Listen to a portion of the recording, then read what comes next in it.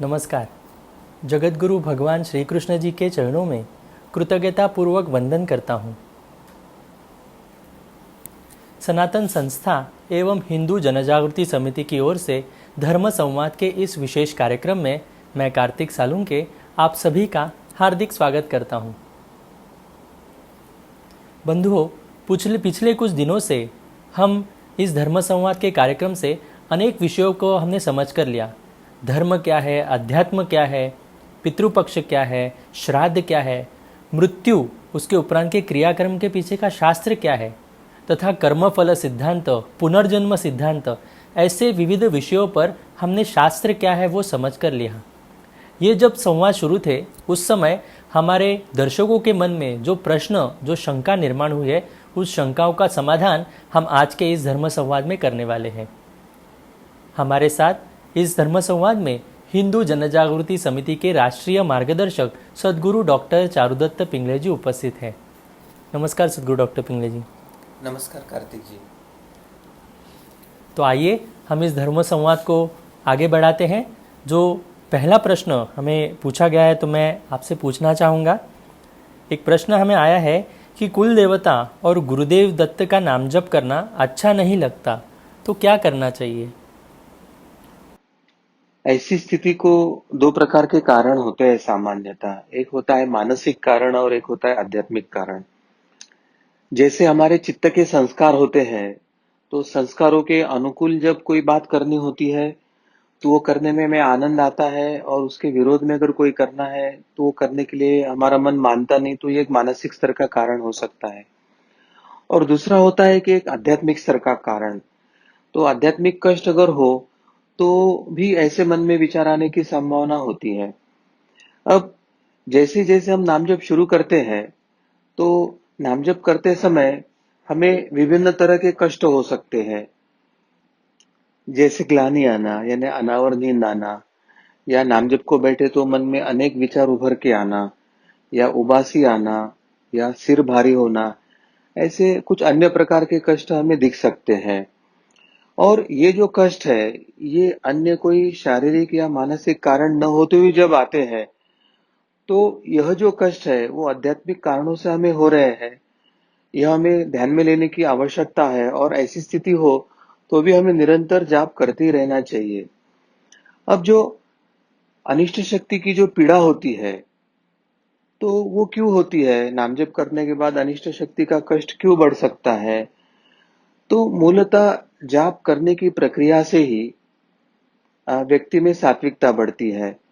तो व्यक्ति में सात्विकता बढ़ती है, वो जो वास्तु में जप करता है वहां पे सात्विकता बढ़ती है।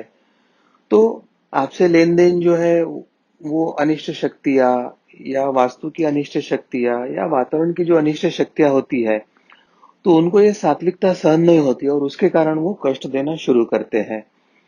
और फिर आपके नाम जप के कारण जब आपके नित्य जो जीवन है उसमें उनको बाधा लाना संभव नहीं होता है, तो वो जाप के कारण जो आपके जीवन में एक सकारात्मक परिणाम हो रहा है, तो वो उनको पहले समझ में आता है। तो वो आपके मन में क्या करेंगे कि जाप के प्रति अश्रद्धा निर्माण कर सकते हैं, या जाप नहीं करना चाहिए ऐसे विचार आपके मन में डाल सकते हैं।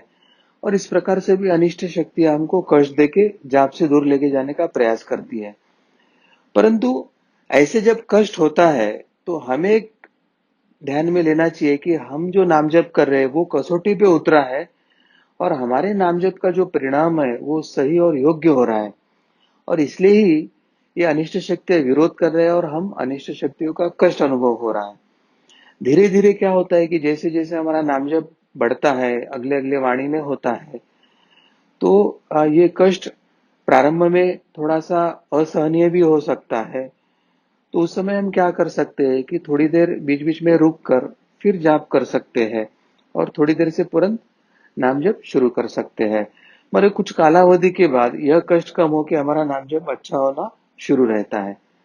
अब जो दूसरा जो कारण है, मन में नाम जप ना करने का विचार आना, उसके लिए जो कारण होता है वो हमारे जन्मों जन्मों के संस्कार, वो मानसिक जो कारण बताया वो इसमें समाहित है। तो जैसे ही हम किसी पानी में कोई पत्थर फेंकते हैं, तो पहले अनेक तरंगे पानी पर उठते हैं और उसके बाद फिर पानी स्थिर होता है।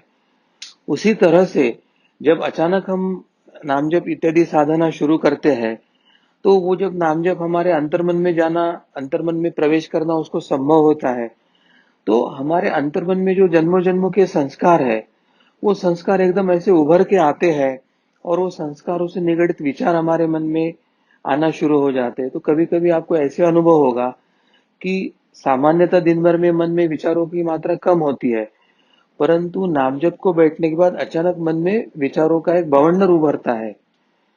तो ये स्वाभाविक बात है, ये योग्य दिशा से नामजप हो रहा है, उसका वो द्योतक है। आप बिल्कुल चिंता न कीजिए, नामजप आगे आगे करते रहिए और आप साधना में आगे आगे बढ़ते रहिए। हम शास्त्र के अनुसार उचित नामजप कर रहे हैं और हमने जो उसका प्रयास किया, तो आज ना कल हमें उसका जो योग्य परिणाम है वो निश्चित हमें अनुभव होगा। इसकी आप शाश्वती रहे। जैसे कोई बीमार व्यक्ति हो और कड़वी दवाई लेने से वो बीमार व्यक्तियों को कष्ट होता है, परंतु हम ध्यान में क्या रखते हैं कि अभी हमको जो बीमारी है उसके लिए कड़वी दवाई मन के विरुद्ध हमको लेना ही पड़ेगा, क्योंकि यही दवाई हमारे बीमारी को ठीक कर सकती है। उसी तरह से अगर हमारे मन में कुल देवता या अन्य कोई नाम जप करने का विचार नहीं भी आ रहा हो, फिर भी एक दवाई करके या एक उपचार जैसा हमें प्रारंभ में नाम जप करते ही रहना चाहिए। और उसके संदर्भ में कुछ अड़चने आती है तो आप संबंधित जो सनातन के साधक है या समिति के कार्यकर्ता है, उनसे उन पर विविध उपाय पूछते भी रहिए, तो ऐसे इस पर उपाय करना चाहिए। जी। का सदगुरु डॉक्टर पिंगले जी, आपने शास्त्र क्या है वही अभी हम यहाँ पर दर्शकों को बताया है, तो नामजप करना क्यों महत्वपूर्ण है ये आप सभी को ध्यान में आएगा। तो हम निश्चित रूप से ये कर सकते हैं। आपको कुछ शंका यदि हो तो आप अवश्य आपके संपर्क में जो सनातन संस्था के साधक हैं उनसे संपर्क कर सकते हैं। हिंदू जन जागृति समिति से आप संपर्क कर सकते हैं, आपको इस पर मार्गदर्शन निश्चित रूप से मिलेगा। एक प्रश्न हमें ऐसे भी पूछा गया था कि नामजप से तपोबल हम कैसे बढ़ा सकते हैं। मूलतः किसी भी साधक उपासना का या साधना मार्ग पर जो मार्गोत्क्रमण कर रहा है, तो ये जो तपोबल निर्माण होता है ना, ये तपोबल ही सृष्टि का आधार है।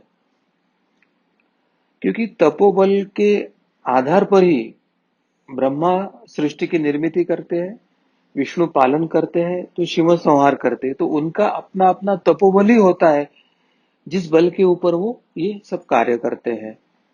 और मनुष्य भी तपोबल अर्जित करने के बाद उसके जो जीवन का सर्वोच्च ध्येय है, जिसको हम अभीष्ट प्राप्ति कहते हैं, तो वो दिशा में निरंतर बढ़ते रहता है और उसके जीवन के ध्येय को वो प्राप्त कर सकता है। यानी ईश्वर प्राप्ति हो, आनंद प्राप्ति हो, मोक्ष प्राप्ति हो।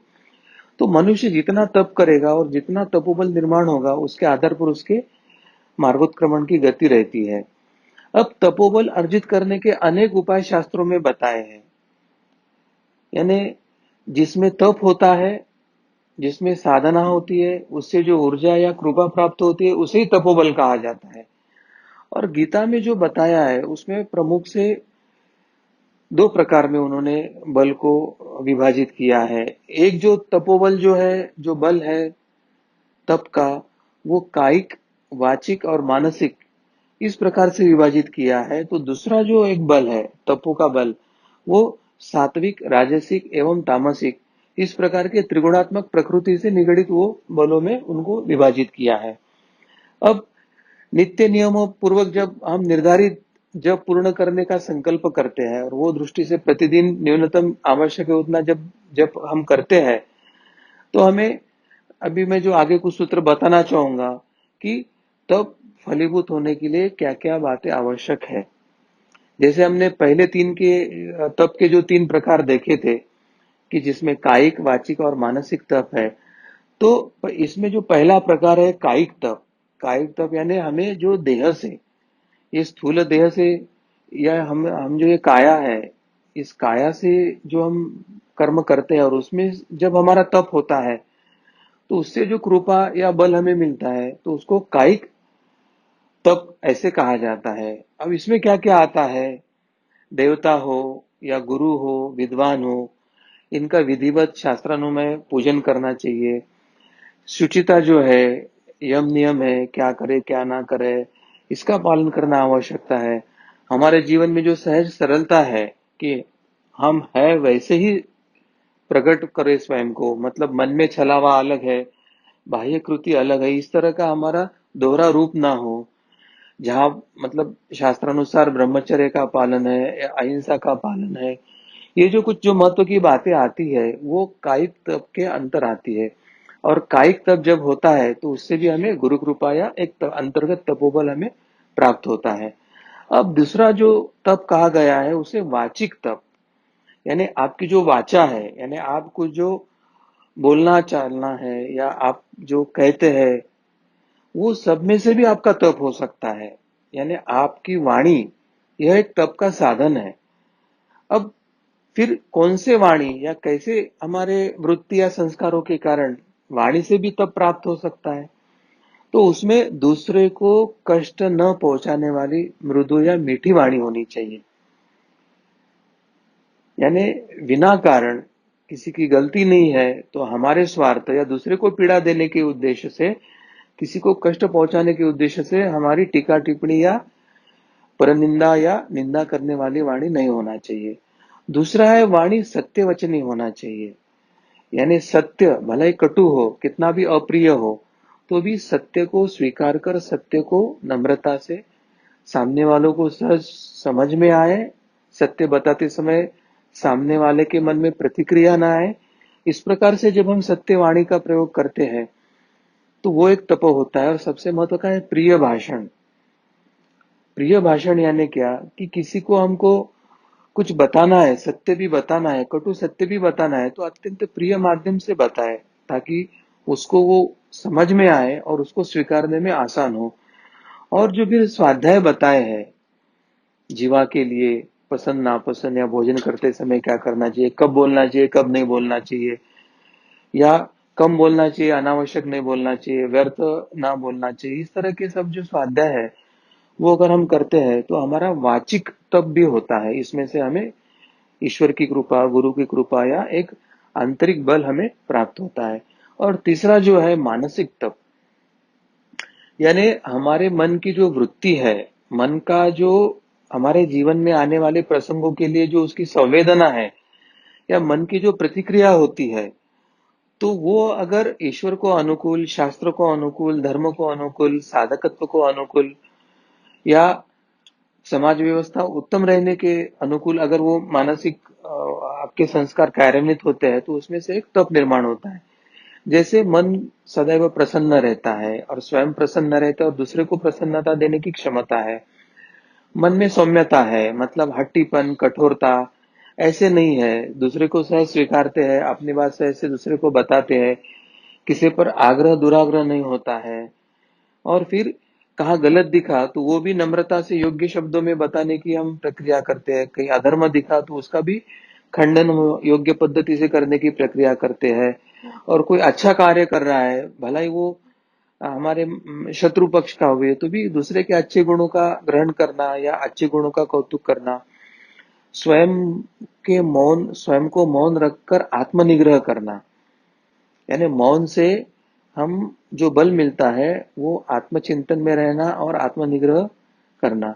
और सबसे महत्व की है कि भावनाओं की पवित्रता, यानी किसी के प्रति हमारा द्वेष, ईर्ष्या, स्पर्धा या कटुता या अहंकार, इस तरह का अपवित्रता को त्याग कर हम सबको सर्वसमावेशक अगर बनकर करते हैं तो मन से भी तप होता है। तो ये मूलतः कायिक, वाचिक, मानसिक, ये तीन प्रकार के जो बल है जिससे हम तपोबल प्राप्त कर सकते हैं। अब दूसरा जो तप का प्रकार है वो जो त्रिगुण, यानी जो तीन गुण होते हैं सत्व रज तम, इनके अनुसार उसको विभाजित किया गया है। यानी अब सत्व गुण है तो सात्विक तप कैसे हो सकता है। अब ये भी आश्चर्य की बात है कि तामसिक भी तप होता है और राजसिक भी तप होता है, तो वो सात्विक तप और तामसिक तप में क्या फर्क होता है वो भी हम अभी समझ लेंगे।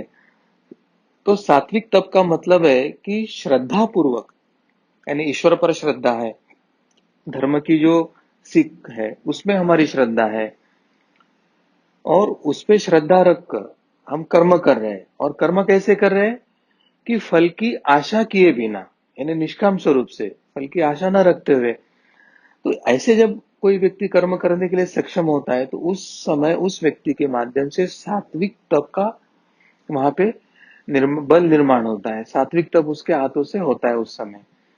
तो ये तीनों तपों में सबसे अच्छा सात्विक तप होता है।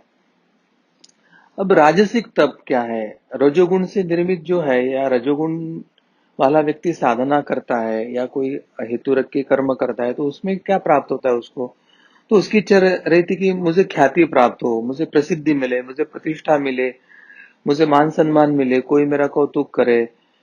और उसके लिए वो अहंकार पूर्वक कर्म करता है, और वो भी कौन से?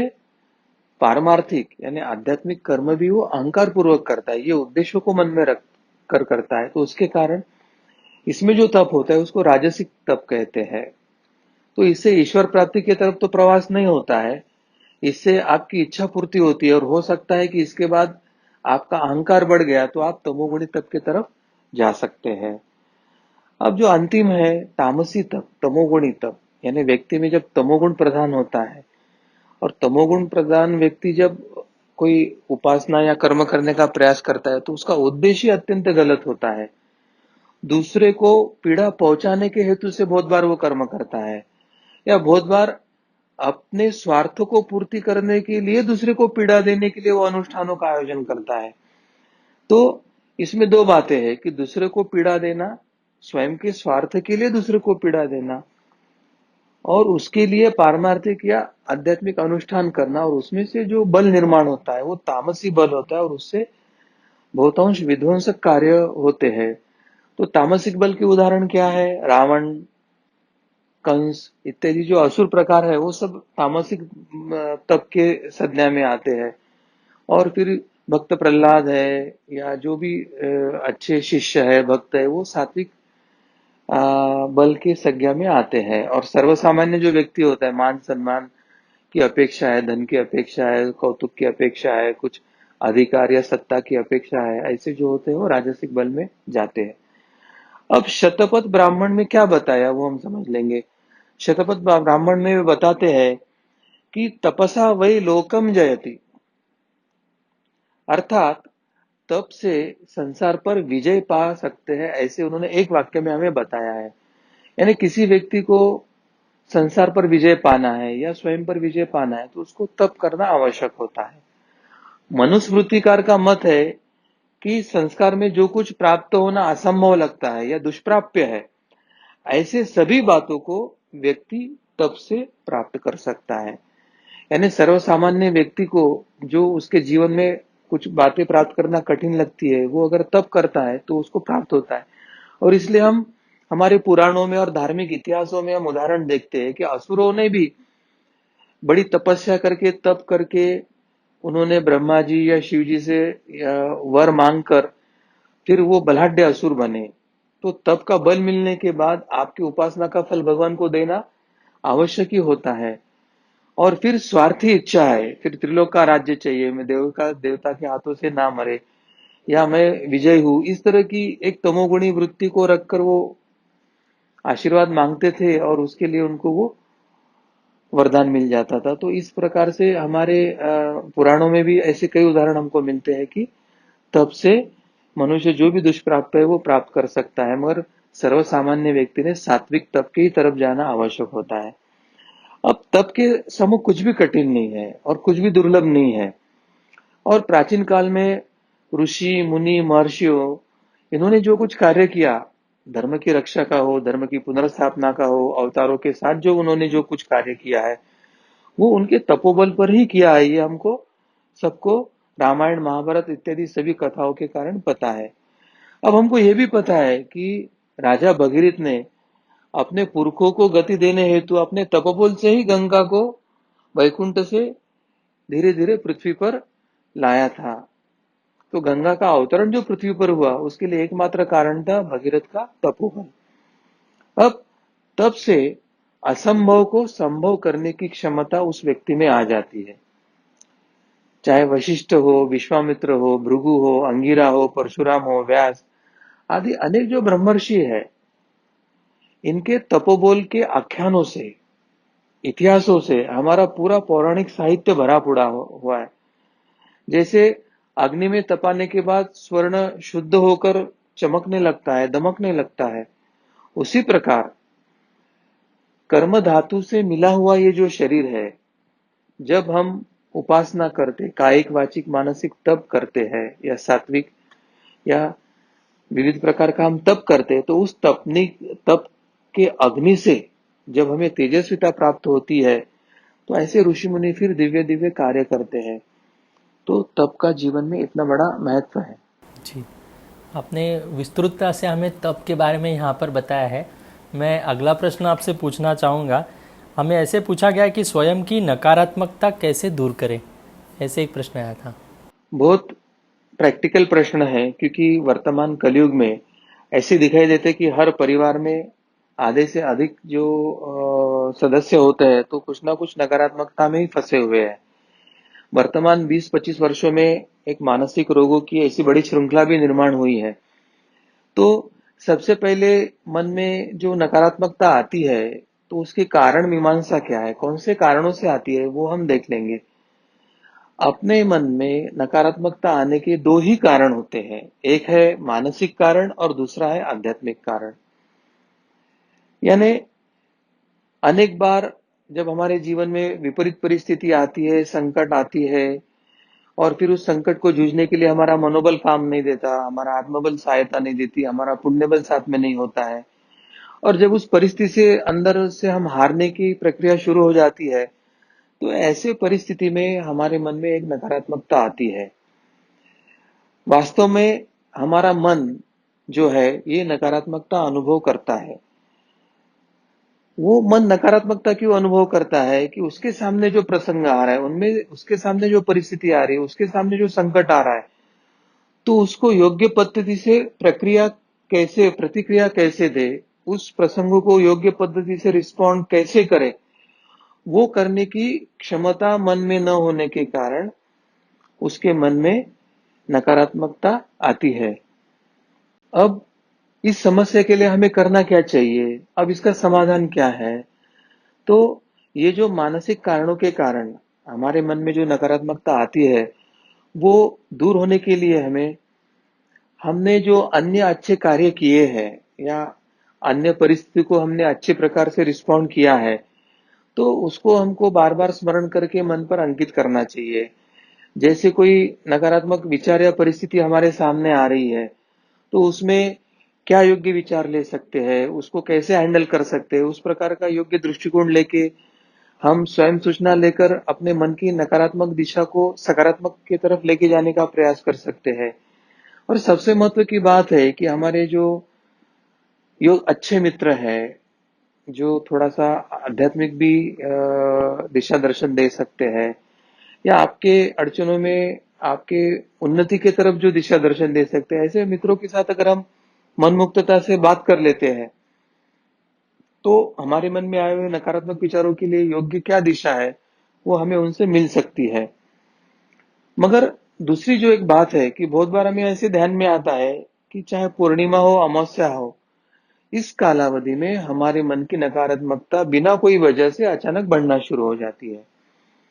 अब यहाँ कोई बाह्य परिस्थिति नहीं, बाह्य संकट नहीं, बाह्य कारण नहीं है, और फिर भी बिना कारण हमारे मन में नकारात्मकता बढ़ती है। तो ऐसे में हमें समझ लेना चाहिए कि ये जो नकारात्मकता है, वो आध्यात्मिक कारणों से बढ़ रही है। ऐसी नकारात्मकता दूर होने के लिए हमें श्री गुरुदेव दत्त यह जो नाम जप है, वो अधिक से अधिक हमें अपने जीवन में करना चाहिए। और हमारे प्रारब्ध के जो अड़चन है या प्रारब्ध नाश हो, उसके लिए श्री कुल देवता यही नमः या अपने कुल देवी का नाम जप भी अगर हम कर सकते हैं, तो ये कुल देवता का नाम जप और श्री गुरुदेव दत्त का नाम जप, ये दोनों ऐसी नकारात्मकता पर मात करने के लिए अधिक उपयोगी होती है। मूलतः पूर्वजों के कष्टों के कारण इस प्रकार की अनिष्ट जो कष्ट है, वो हमें होने की संभावना होती है, इसलिए हम श्री गुरुदेव दत्त का जाप करते हैं। परंतु कभी कभी हमारा प्रारब्ध उस समय बुरा होता है, और कुल देवता का कार्य प्रारब्ध नाश करना या प्रारब्ध भोगने के लिए शक्ति देना ये होता है, या आपके जीवन के व्यवहारिक जो अड़चन है वो दूर करना होता है, तो उसके लिए कुल देवता का नाम जब आपको सहाय करता है। तो अमावस्या और पूर्णिमा के 2 दिन पहले और 2 दिन बाद अगर हम अपने नाम जप और साधना की वृत्ति की तरफ अधिक ध्यान देते हैं तो इस प्रकार का कष्ट कम हो सकता है। और इसके बारे में आप अधिक जानकारी सनातन के ग्रंथों से जरूर ले सकते हैं। जी। एक प्रश्न ऐसे था सदगुरु डॉक्टर पिंगले जी की, अहंकार और स्वाभिमान में क्या अंतर है? ऐसे एक जिज्ञासु ने हमें प्रश्न पूछा था। देखिए कार्तिक जी, बहुत बार अहंकार और स्वाभिमान यानी वो एक ही जैसे लगते हैं, ऐसे एक भाव समाज में हो जाता है। परंतु उसका सूक्ष्म परिप्रेक्ष्य में अगर हम देखते हैं तो वो दोनों के अर्थ एकदम विपरीत है। यानी अहंकार यानी दर्प या जो हमारे अंदर घमंड होता है या मैंपन होता है, जिसको हम अंग्रेजी में ईगो कहते हैं, तो उस प्रकार की जब वृत्ति होती है तो उसे अहंकार कहा जाता है। अब सामान्यता हमें घमंड किस वस्तु का होता है? तो मेरे पास गाड़ी है, बंगला है, मेरे पास धन है, मेरे पास रूप है, सौंदर्य है, पत्नी अच्छी है, बच्चे अच्छे हैं। यानी ऐसे वस्तु का घमंड होता है जो नश्वर है, यानी जो नाशवंत है, यानी कभी ना कभी उससे आपको वियोग होना ही है। परंतु वो हमारे पास होने के कारण हम क्या करते हैं, स्वयं को बहुत श्रेष्ठ समझते हैं। और स्वयं को श्रेष्ठ समझना तो बात ठीक है, मगर दूसरे को हम निकृष्ट समझकर हमारा बर्ताव होता है, तो ये अत्यंत अहंकार के आचरण का लक्षण है। स्वयं को श्रेष्ठ समझना और दूसरे को निम्न या निकृष्ट समझना, तो ये सबसे बड़ा अहंकार का लक्षण है। अब व्यक्ति को अपने पास का धन है, उसके पास पद या अधिकार है, उसके पास ज्ञान है, शक्ति है, सामर्थ्य है, रूप है, किसी का भी उसको अहंकार हो सकता है। और इस अहंकार में वो लिप्त होने के बाद वो दूसरे को कनिष्ठ और स्वयं को श्रेष्ठ समझता है। अब जो अभिमान है, यानी जिसको हम अहंकार कहते हैं, और स्वाभिमान, इसमें बड़ा सूक्ष्म अंतर होता है। जब अभिमान का भाव स्वयं के प्रति होता है उसी को अहंकार कहते हैं, और जब ये भाव समष्टि के प्रति होता है तो उसे स्वाभिमान कहा जाता है। यानी जब मैंपन निकल जाता है और समष्टि को आप मान्यता देते हो, उस समय वो स्वाभिमान बन जाता है।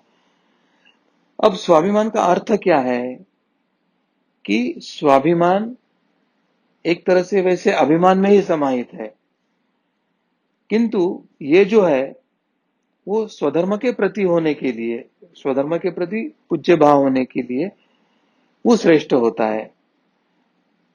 स्वाभिमान का तात्पर्य होता है अपना स्वधर्म, अपना स्वदेश, अपनी वंश परंपरा, अपना इतिहास, अपना धर्म, इसके बारे में अभिमान रखना। इसमें मैं नहीं, हम है, हमारे है, उसके कारण यहां पर भाव बदल जाता है। स्वाभिमान में अन्य क्या लक्षण होते हैं वो देखेंगे। स्वाभिमान में स्वयं का सम्मान जरूर है, क्योंकि मेरा स्वधर्म अच्छा है, मेरा स्वदेश अच्छा है, मेरी वंश परंपरा अच्छी है, मगर स्वयं के सम्मान के साथ स्वाभिमान में दूसरे का भी सम्मान किया जाता है। वो दूसरे को निकृष्ट या कनिष्ठ या हीन ऐसे करके तो वो नहीं कह रहा था कि ठीक है मेरा अच्छा है, आपका भी अच्छा हो सकता है। अपना सम्मान बनाए रखने की प्रक्रिया स्वाभिमान में होती है, परंतु दूसरे का अपमान न करने की भी प्रक्रिया स्वाभिमान में होती है। यानी परस्पर सम्मान होता है उसमें। और दूसरी महत्व की बात है कि स्वाभिमान रखते समय अभिमान पर विजय प्राप्त करने की उसके अंदर एक जिज्ञासु वृत्ति होती है। मतलब मैंपन, मेरेपन पर मात करना है, मेरे कर्तापन, अहंकार पर मात करने का एक अंतर्भाव उसमें समाहित होता है। तो ये मूलतः फर्क जो है वो स्वाभिमान और अभिमान में है। मुख्य क्या बात है कि अहंकार में तमोगुण या रजतमो गुण का प्राबल्य होता है, और स्वाभिमान में क्या होता है, स्वाभिमान में व्यक्ति के प्रवृत्ति में सत्व गुण की प्राबल्यता होती है।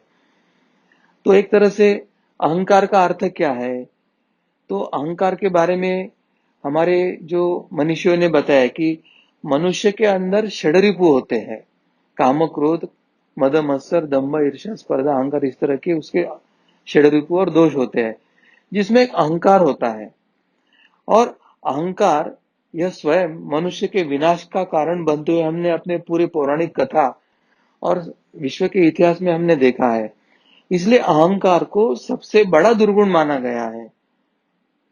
और जब अहंकारी व्यक्ति स्वयं के प्रति अतिशय पूजित होकर जब भावना रखता है तो उसे अहंकार कहते हैं।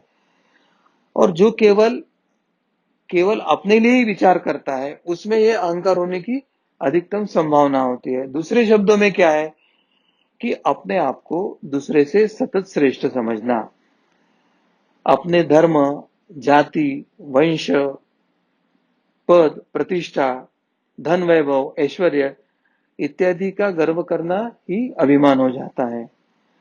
दूसरे के सम्मान की अनदेखी करना और स्वयं का सम्मान चाहना, यह भी एक तरह से उस समय अभिमानी हो जाता है। अभिमान में तमोगुण की प्रबलता पाई जाती है।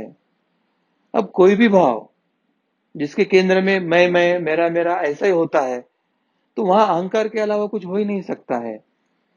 और चाहे कभी कभी परमात्मा इष्ट देवता के प्रति क्यों ना हो कि मेरा देवता सर्वश्रेष्ठ देवता है, मेरा संप्रदाय सर्वश्रेष्ठ है, और दूसरे को हीन और कनिष्ठ मानना, यह भी एक बड़ा पाप है। तमोगुणी ही अहंकार का लक्षण है। मूल रूप में क्या है कि ये मैंपन का जो भाव होता है या मेरी श्रेष्ठता, मेरे पास जो कुछ है उसकी श्रेष्ठता, ये जो भाव है, ये सब अहंकार की जड़ है। और अहंकार के रास्ते बड़े सूक्ष्म होते हैं। कभी कभी क्या है, किसी व्यक्ति को लगता है कि मैं दान धर्म कर रहा हूं, मैं त्याग कर रहा हूं, और फिर उसको त्याग करने का अभिमान हो जाता है, और फिर उसके मन में आता है कि देखो मैं कितना बड़ा त्यागी हूं, और देखो अन्य लोग तो त्याग भी नहीं करते हैं। तो ये ध्यान में रखना चाहिए कि अहंकार कभी कभी त्याग के रास्ते से भी मन में प्रवेश करता है। अहंकार कभी कभी विनम्रता से भी आपके अंदर प्रवेश करता है। शुरुआत में तो विनम्रता होती है, फिर धीरे धीरे लगता है कि देखो मैं कितना विनम्र हूं, देखो मैं कितना विनम्र हूं, तो और बाकी कितने एरोगेंट है, कितने विनम्र नहीं है।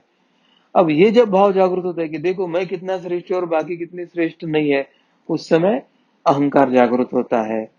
और कभी कभी भक्ति में भी अहंकार जागृत हो जाता है। शुरुआत में तो भाव भक्ति बढ़ती है, और फिर भक्ति बढ़ने वाला ऐसे लगता है कि देखो मैं कितना श्रेष्ठ भक्त हूँ, देखो मैं कितनी अच्छी भक्ति करता हूँ। फिर धीरे धीरे उसको लगता है कि मेरी भक्ति श्रेष्ठ है, उसकी देखो वो तो कुछ करता ही नहीं भगवान के लिए, गुरु के लिए तो कुछ करता ही नहीं। और जब ऐसे तुलनात्मक भाव उसके मन में आ जाता है, स्पर्धात्मक भाव मन में आ जाता है, तो ख्याल में रखना भक्ति के रूप से भी अहंकार मन में प्रवेश करता है।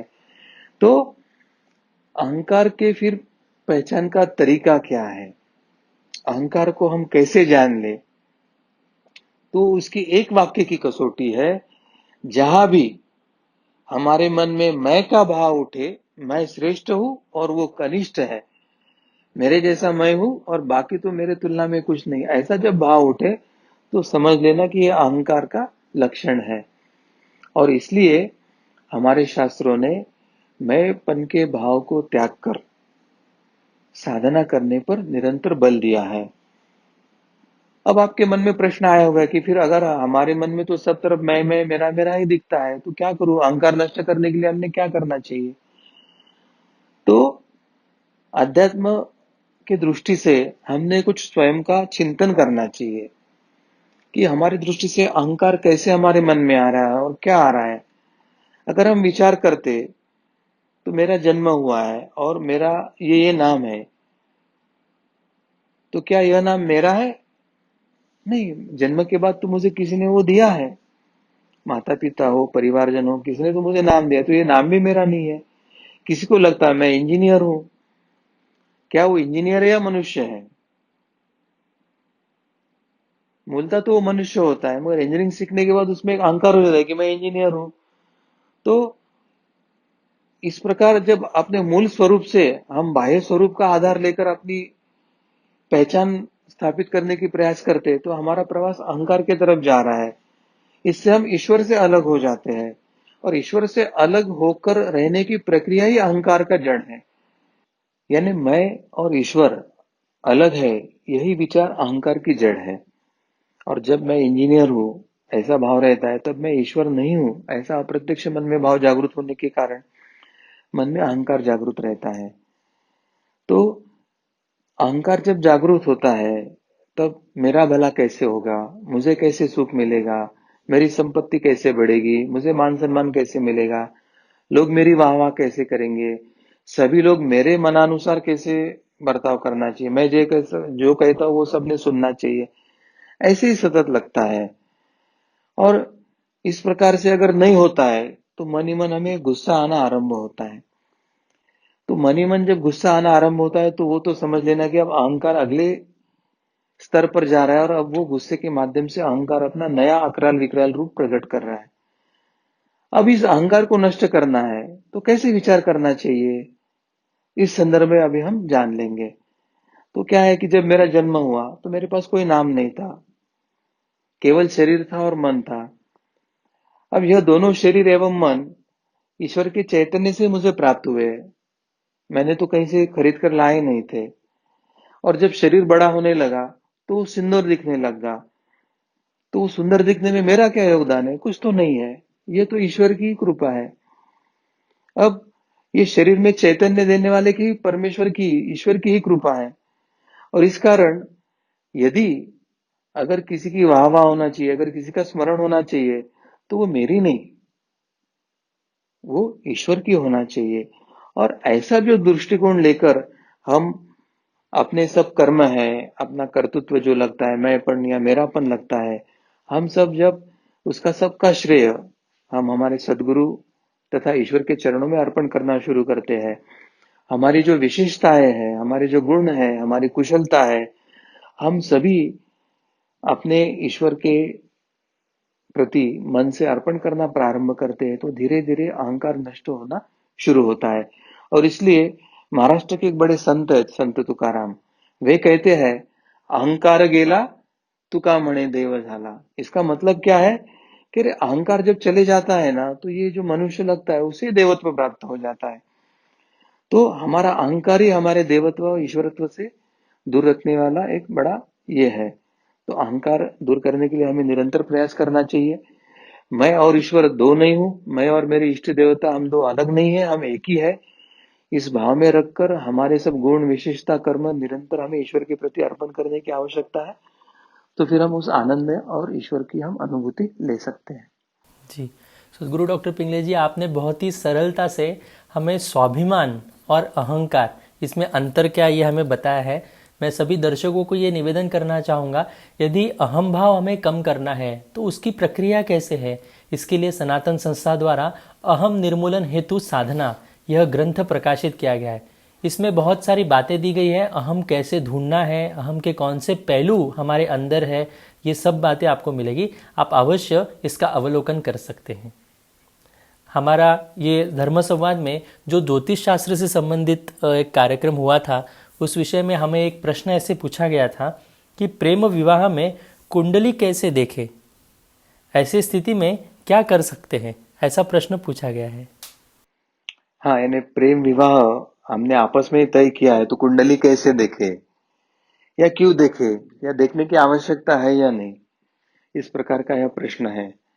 मूलतः हमें धर्मशास्त्र जान लेना आवश्यक है, और धर्मशास्त्र यही कहता है कि जन्म, विवाह तथा मृत्यु या इस तरह की जो भी बड़ी जीवन की घटनाएं होती है, वो सब पूर्व निर्धारित होती है, प्रारब्धानुसार होती है, और जन्म के पहले ही ईश्वर उसकी योजना बनाकर हमें भूतल पर भेजता है।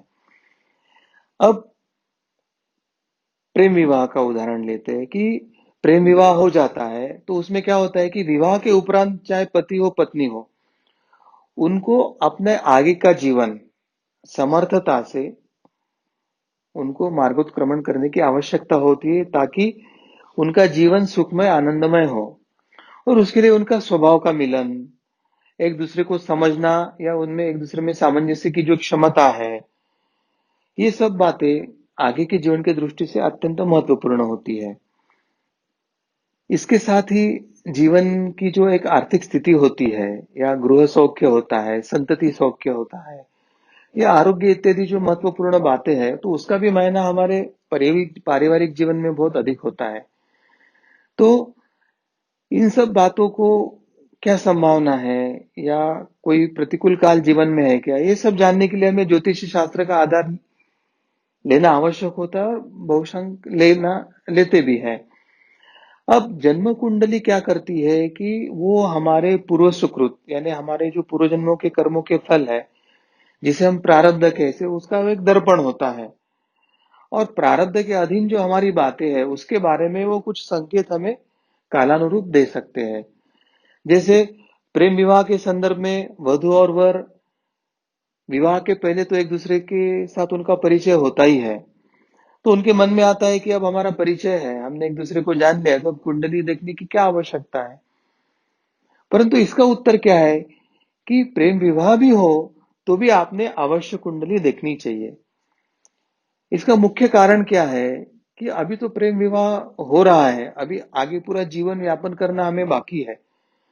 और दूर के ढोल सुहाने लगते हैं, यानी ये जो कहावत है कि दूर से तो सब अच्छा लगता है।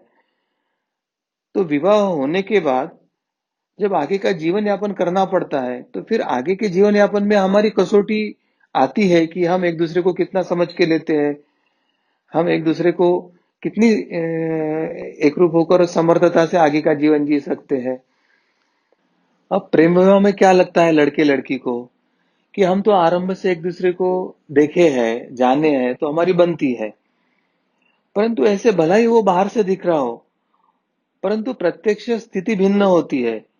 जब विवाह के उपरांत जब जीवन में प्रत्यक्ष अड़चने आना शुरू होती है, अड़चनों का सामना करने की आवश्यकता होती है, जब एक दूसरे के स्वभाव या अड़चनों को प्रतिक्रिया देने की पद्धति अलग होती है, पसंद नापसंद जब अलग होनी दिखाई देती है, तब सही मायने में पति पत्नी की नवविवाहितों की परीक्षा शुरू हो जाती है।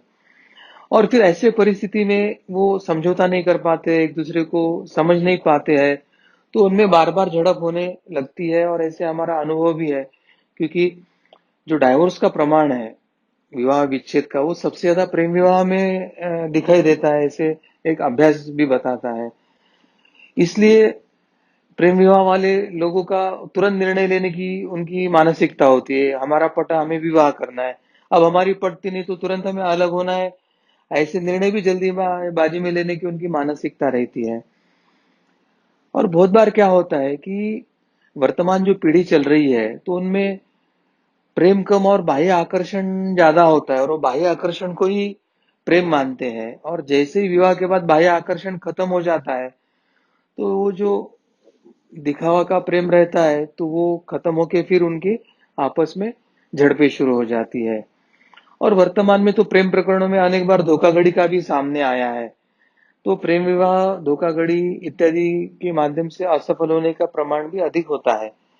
इसलिए भले ही हम प्रेम विवाह कर रहे हैं तो भी ज्योतिष का मत लेना सदैव हमारे लिए श्रेयस्कर होता है। अब प्रेम विवाह की स्थिति में विवाह के पहले तो कुंडली मिलाकर देख नहीं सकते, क्योंकि प्रेम तो कुंडली देख के नहीं किया होता है। परंतु विवाह तय होने के बाद कुंडली जरूर मिलाकर देखे, या विवाह होने के बाद भी देखे तो भी उसमें कोई गलत नहीं होगा।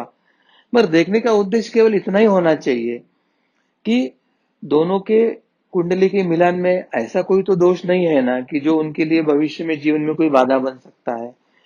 ऐसे तो कोई काल दोनों के जीवन में एक साथ तो नहीं आ रहा है कि वो दोनों के लिए अशुभ हो या कुछ अनिष्ट परिणाम होने की संभावना है। अगर हम पहले ही ये काल को जान लेते हैं और उसको जो उपाय बताते हैं ज्योतिष शास्त्रीय, अध्यात्म शास्त्रीय, वो उपाय तथा शांति वगैरह करने से अगर उस काल को हम अपने जीवन से टाल सकते हैं, तो भला ही आपका सामान्य विवाह हो या प्रेम विवाह हो, तो हमारा विवाह सुखमय और आनंदमय हो सकता है।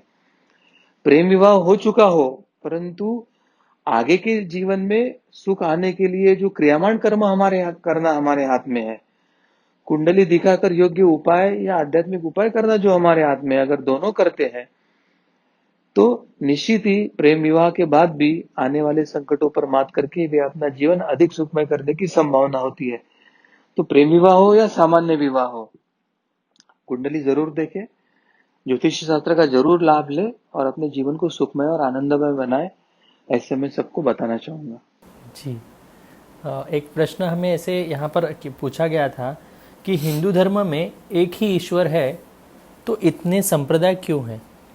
तो इसके बारे में आप हमें मार्गदर्शन करें। धर्म या पंथ के किसी विशिष्ट अंग को महत्व देने वाले तथा उसके अनुसार प्रत्यक्ष आचरण करने वाले जनसमूहों को संप्रदाय से कहा जाता है। हिंदू धर्म में शैव है, वैष्णव है, शाक्य है, शाक्त है, गाणपत्य है, ऐसे अनेक संप्रदाय है। अधिकांश संप्रदायों के उप संप्रदाय और फिर उसके उप संप्रदाय, ऐसे अनेक विभाग धीरे धीरे होते गए हैं।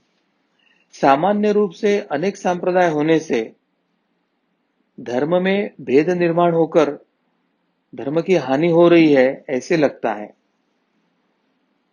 और ऐसे इसलिए लगता है कि हम अपने धर्म की तुलना इस्लाम तथा ईसाईत, इन एकेश्वरवादी पंथों के साथ तुलना करने के बाद यह मन में भावना आती है कि भाई वो संगठित है और हमारे यहाँ विभाजन दिख रहा है या धर्म का हानि हो रही है। परंतु हमें ये जान लेना आवश्यक है कि हिंदू धर्म विश्वव्यापक और सर्वसमावेशक है और इस कारण इस पंथ में विकास अधिकाधिक हुआ है और धर्म का एक व्यापक स्वरूप समय समय पर प्रकट हुआ है। विभिन्न संप्रदाय ये ईश्वर प्राप्ति के विभिन्न मार्ग है और एक विशिष्ट आदर्श है। जो महानुभाव ने इस मार्ग से साधना करके ईश्वर प्राप्ति किया है, उन्होंने ये आदर्श स्थापित किए हैं। यानी ये आदर्श और ये भक्ति का जो विशेष प्रकार है या उपासना पद्धति है, उसी को ही हम स्थापना संप्रदाय की स्थापना ऐसे कहते हैं। अब कोई संप्रदाय कितना भी अपने आचरण के लिए वो कटिबद्ध हो, वह मूल अपने हिंदू धर्म का त्याग नहीं करता है। उपनिषदों में जो सर्वेश्वरवाद बताया है, उससे हिंदू धर्म कभी भी विभक्त नहीं हुआ है। सभी संप्रदाय ईश्वर प्राप्ति के लिए विशिष्ट आदर्श एवं भक्ति स्थापित करते हैं और उस मार्ग पर सभी अनुयायी आगे आगे बढ़ते हैं। यह संप्रदाय भले ही अलग अलग हो, परंतु जो धर्म के जो 16 संस्कार है, त्योहार है, उत्सव है या कुंभ मेला आदि जो विविध आयोजन है, इन सभी स्थानों पर तथा सांस्कृतिक है, सामूहिक कार्यक्रम है, ऐसे सभी स्थानों पर ये सभी संप्रदाय, ये सभी पंथ एकत्रित आते हैं, एक छत्र होते हैं और आनंद से परस्पर सहयोग से वे वहां शामिल होते हैं।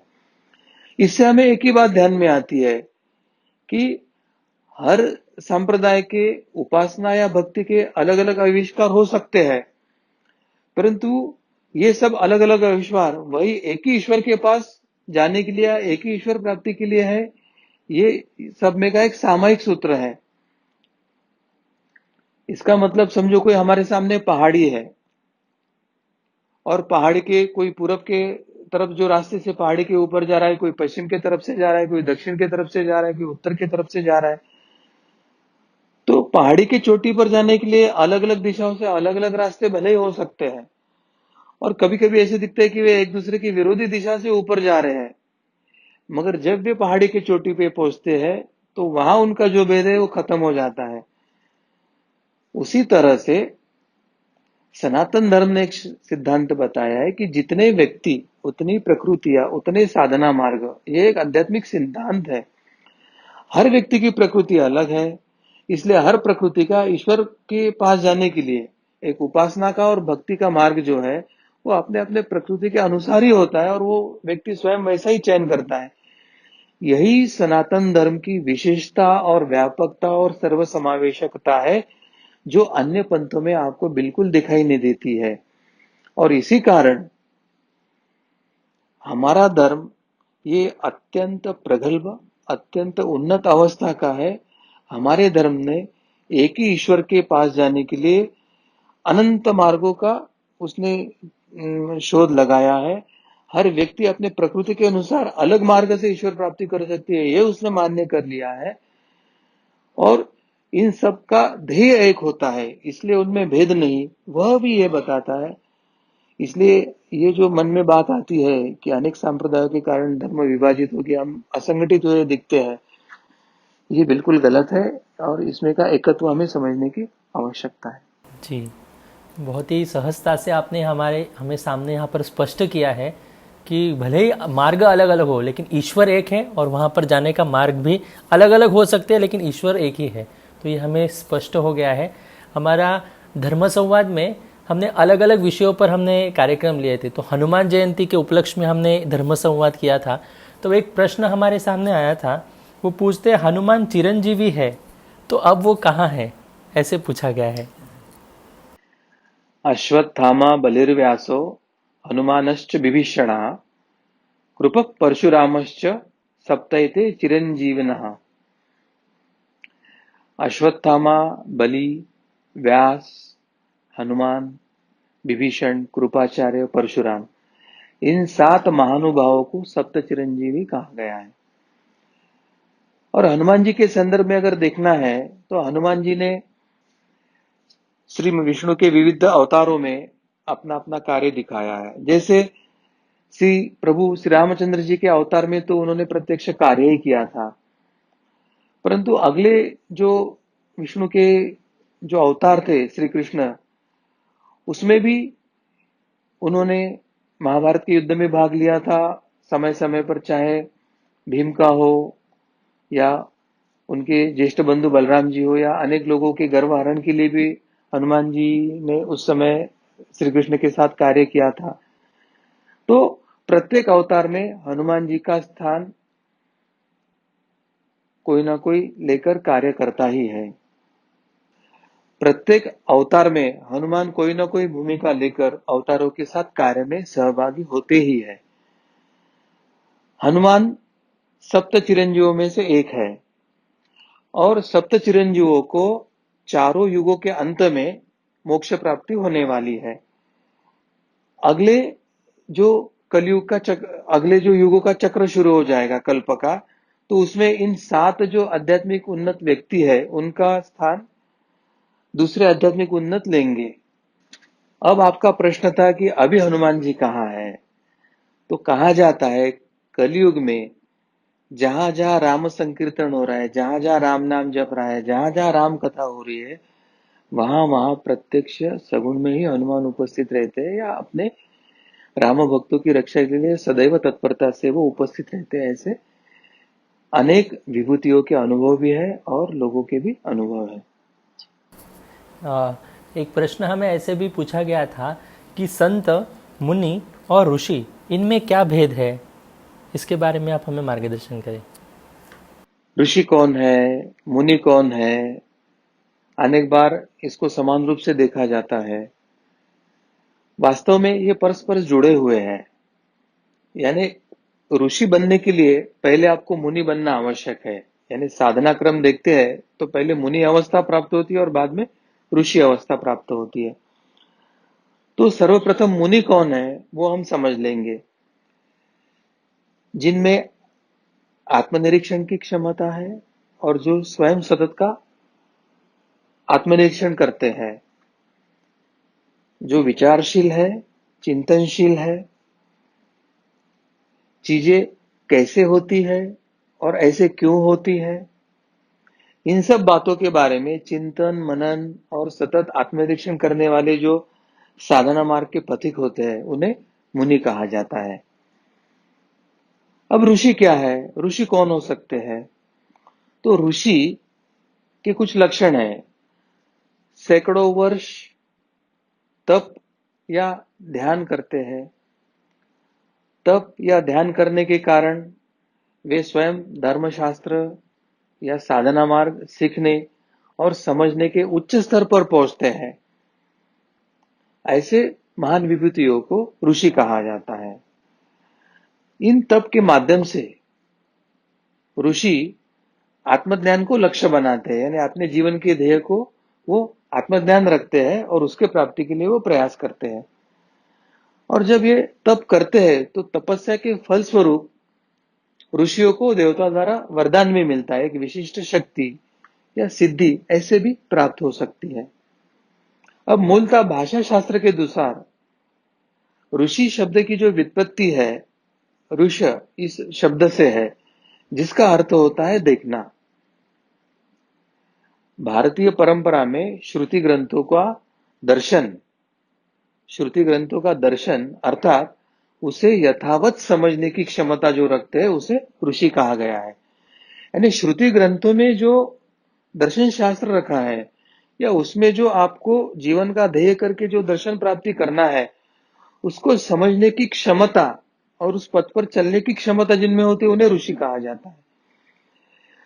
ये ऋषि जो होते हैं उनमें एकाग्रता की एक विलक्षण क्षमता होती है। एकाग्रता के बल पर वे ध्यान के उच्चतम अवस्था में प्रवेश करते हैं और जब ध्यान के उच्चतम अवस्था में उनका प्रवेश होता है तो दर्शन शास्त्रों के ग्रंथों में जो लिखा है उनके जो गूढ़ अर्थ है उनको जानना, उनको समझना और उनको अनुभव करना और फिर जो कुछ जाना है, जो कुछ अनुभव किया है वो समष्टि के कल्याण हेतु, समस्त प्राणी मात्रों के कल्याण हेतु उसको विविध ग्रंथों के रूप में लिखकर प्रकट करना, ये ऋषि मुनियों का ऋषि का कार्य होता है। और इसलिए अधिकतम जो ग्रंथ लेखन या ये है वो ऋषियों ने किया है।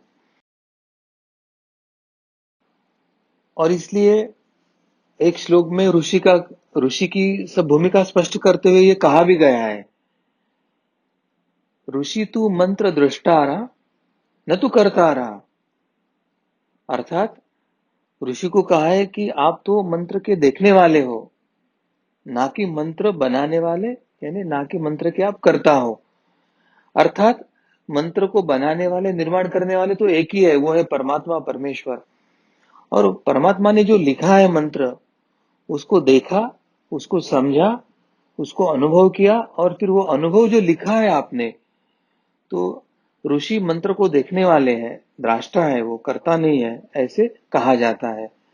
और इसलिए किसी भी मंत्र के पूर्व उस जप का एक विनियोग जो होता है वो अवश्य बोला जाता है। उसमें यह कहा जाता है, अस्य श्री ओंकार स्वरूप परमात्मा गायत्री छंदा परमात्मा ऋषि अंतर्यामी देवता अंतर्यामी प्रीत्यर्थे आत्मज्ञान प्राप्त्यर्थ जपे विनियोगा।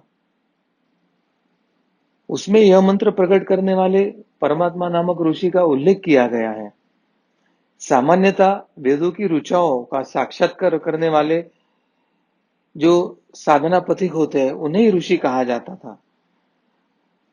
और मुनि के जो लक्षण है, जिसमें कहा जाता है कि राग द्वेष रहित संतों, साधु और ऋषियों को मुनि कहा जाता है। मुनियों को यति, तपस्वी, भिक्षु और श्रमण भी कहा जाता है। भगवद गीता में कहा है कि जिसका चित्त दुख से उद्विग्न नहीं होता है या जो सुख की इच्छा नहीं करते या जो आसक्ति, भय और क्रोध से रहित हुआ है, ऐसे निश्चल बुद्धि वाले आध्यात्मिक उन्नत को मुनि कहा जाता है। वैदिक ऋषि जंगल में कंदमूल खाकर जीवन निर्वाह कर रहे थे। जो मनन करे उसे मुनि कहते थे। मननशील महात्मा को भी मुनि ही कहा जाता है। प्राचीन भारत में बहुत मननशील तपस्वी या त्यागी जो पुरुष है वो होकर गए हैं। मुनि शब्द का दूसरा अर्थ है मौन, यानी शांति। अर्थात मन में शांति है, मन में कोई विचार नहीं है, इसके लिए जो बोलते ही नहीं है या आवश्यक है वो व्यवहार चलाने के लिए उतना ही कम बोलते हैं, उन्हें मुनि कहा जाता है। अर्थात एक ऋषि या साधु विशेष रूप से मौन को पूरा करने की शपथ लेते हैं या जो बोलते भी है तो बहुत कम बोलते हैं, उन्हें ही मुनि कहा जाता है। एक वे भी मुनि होते हैं जो सतत नारायण यानी ईश्वर का जाप करते हैं या भगवान का ध्यान करते करते स्मरण करते हैं, जैसे नारद मुनि हैं। मुनि मंत्रों का मनन करते हैं और अपने चिंतन से ज्ञान के एक व्यापक भंडार की उत्पत्ति कर वे समाज के सामने रखते हैं। वे शास्त्रों का लेखन करते हैं। कर्म साधना के माध्यम से वे आत्म प्राप्ति या ईश्वर प्राप्ति के मार्ग पर चलते हैं। और ऐसे सब मुनियों में जो मुख्य है वो वेद व्यास है। वेद व्यास ने वेदों को 4 भागों में विभाजित किया तथा उन्होंने महाभारत और 18 पुराणों का लेखन किया था तथा महर्षि वाल्मीकि ने रामायण की रचना किया था। अब संत क्या है, संत किसे कह सकते हैं? तो संत यह शब्द संस्कृत का नहीं बल्कि प्राकृत का है। संस्कृत का एक जो शब्द था शांत, शांत शब्द बोलते समय बिगड़ गया और बिगड़कर शांत हो गया और शांत से संत हो गया। मूलतः यह पंजाबी क्षेत्र के प्रभाव से शांत शब्द का धीरे धीरे वो संत शब्द की व्युत्पत्ति हुई है। वास्तव में इस शब्द में ही उस आध्यात्मिक उन्नत के स्वभाव के लक्षण समाहित है। जो शांत होना चाहिए, जिसका मन और चित्त शांत हो गया, वो संत। सहजता और शांत जिसके स्वभाव में बसा है, वो संत। यह शब्द ऐसे आध्यात्मिक व्यक्ति को जो लागू पड़ता है, वो संत होता है। किसी आध्यात्मिक उन्नत व्यक्ति में अगर सहज प्रवृत्ति है, सरलता है, तो उसे भी संत प्रवृत्ति ही कहा जाता है। संत की साधना सहजता के प्रति होती है। वास्तव में संत होना ये मनुष्यता का सर्वोपरि स्थिति है। संत होना गुण भी है और संत होना योग्यता भी है। अर्थात यह स्वयंभू भी है और मिलाने योग्य यानी अर्जन योग्य भी है। कोई भी ऋषि, कोई भी मुनि, कोई भी साधु या सन्यासी यदि संत भी होता है तो यह परम पद की स्थिति बनती है। और इसलिए मुनि, ऋषि और संत इस क्रम से हमें आध्यात्मिक प्रवास करके परम पद की प्राप्ति करना आवश्यक होता है। जी, बहुत बहुत धन्यवाद सद्गुरु डॉक्टर पिंगले जी। आज इस धर्म संवाद के माध्यम से आप अध्यात्म, साधना, ज्योतिष शास्त्र, ऐसे अलग अलग विषयों के जो भी प्रश्न हैं उनका आप शंकाओं का समाधान कर रहे हैं। हम सभी आपके प्रति बहुत बहुत कृतज्ञ हैं, आपका हम आभार व्यक्त करते हैं। मैं सभी दर्शकों को ये बताना चाहूँगा, ये जो संवाद आप सुन रहे थे, ये सुनते समय यदि आपके मन में कुछ शंका हो तो आप अवश्य अपने चैट बॉक्स पर लिख कर दे सकते हैं और आपके शंकाओं का समाधान करने का हम पूर्ण रूप से प्रयास करेंगे। आपके इस धर्म संवाद के कार्यक्रम के विषय में यदि कोई सुझाव हो तो भी आप अवश्य इसे चैट बॉक्स पर आप हमें लिख कर दे सकते हैं। भगवान श्री कृष्ण जी की असीम कृपा के कारण धर्म संवाद का ये सत्र यहाँ पर संपन्न हुआ, इसलिए हम उनके चरणों में कृतज्ञता व्यक्त करते हैं और यहीं पर विराम देते हैं। नमस्कार।